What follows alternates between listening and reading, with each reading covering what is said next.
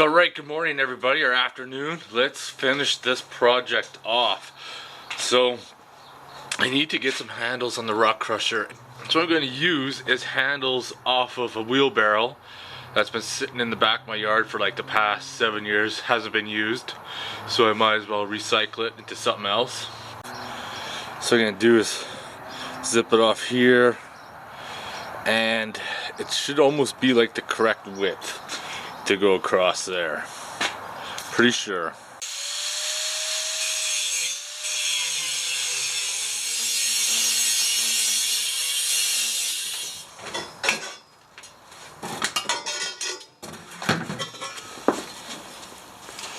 Well, I'm pretty close.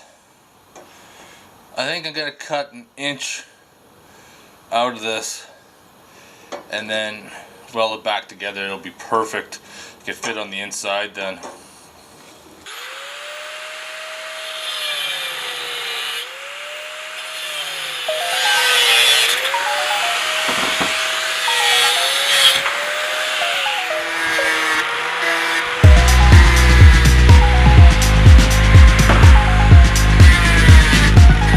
Alright, I got it cut just a little over an inch because I want to make sure it fits.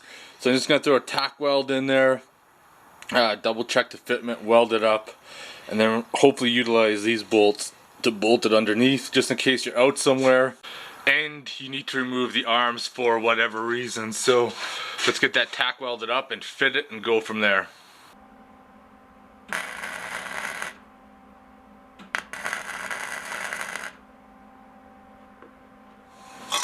Alright, let's check the fitment now. Right underneath there is going to be money.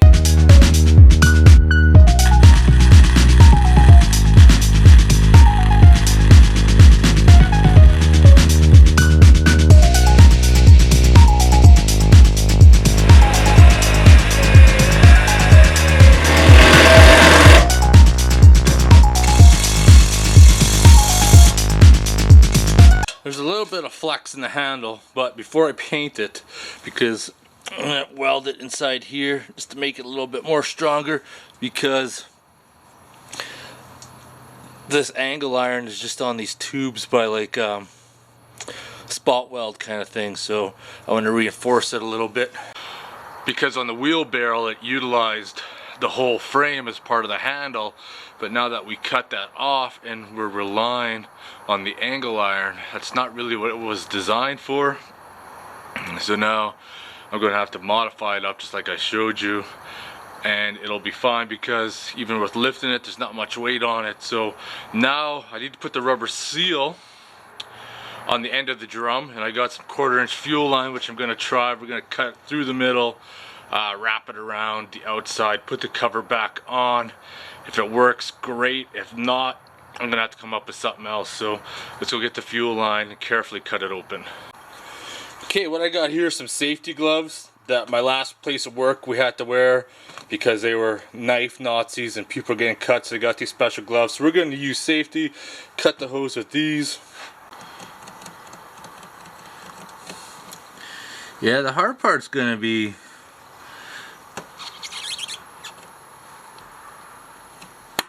making sure I just cut through one part of it and not completely through to the other side. I think it might work out alright. I was kind of worried on how it was going to fit going around these corners, but it seems to be going alright so far. This way when you're crushing rocks, hopefully the material won't go past this. It'll help keep it inside and help direct it through the exhaust here. Like I said, we're going to try it to the side. It's not going to be an exact science. People that had it on the bottom complained about it plugging up. I'm going to try it to the side. I may complain that it may not have enough discharge, but at the end of the day you're still going to have to take the cover off. So if you have to run material through it again, we'll see. This is the trial and error. So let's take it outside and see if this thing's going to run or not.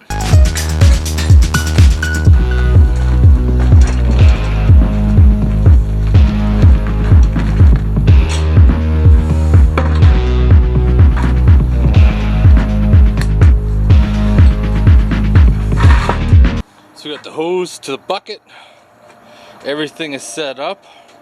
We're all ready to go. Got some rocks I'm gonna test it out with, face shield and some gloves.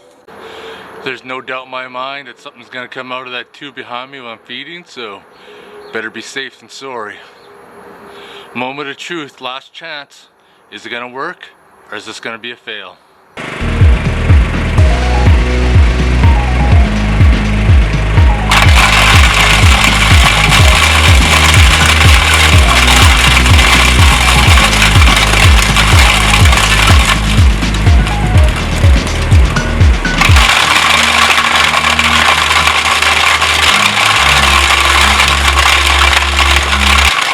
Things off the bat.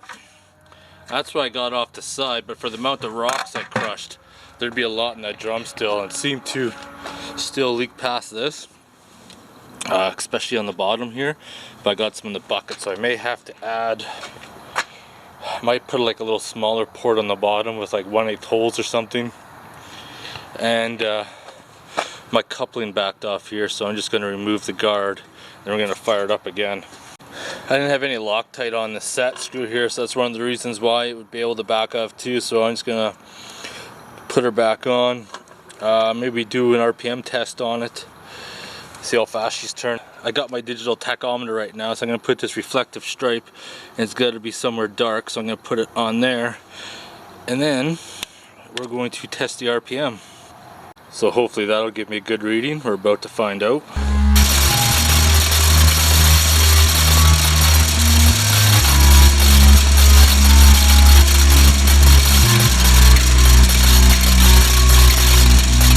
Alright, now that I got stripped apart behind me, let's go over some of the things I've seen and some of the things I'm going to do to rectify that problem. First off, let's talk about the coupler. I got the set screw and I put this bolt in there behind it to keep it from coming loose. I may do a double set screw inside, but what I also may do is on the opposite side drill it and tap it, and then drill a hole slightly into where the shaft is, and then machine a bolt or something. That way I could stick it in, it'll lock itself in the shaft.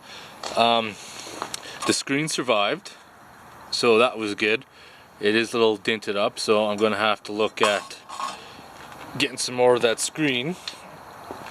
Now there still is quite a bit of material in there, as you can see, and what I might do for that is that on these end ones I may put like a bar between these two. That way when it goes around it'll kind of act like a fan, and then flip it up in there.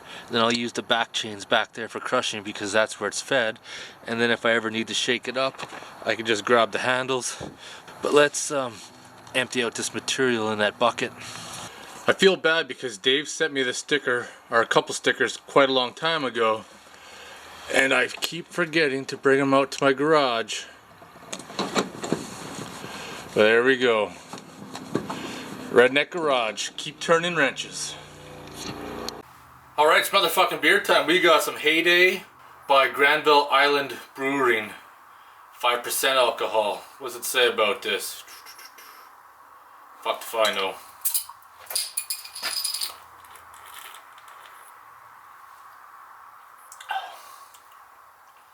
I like this one too.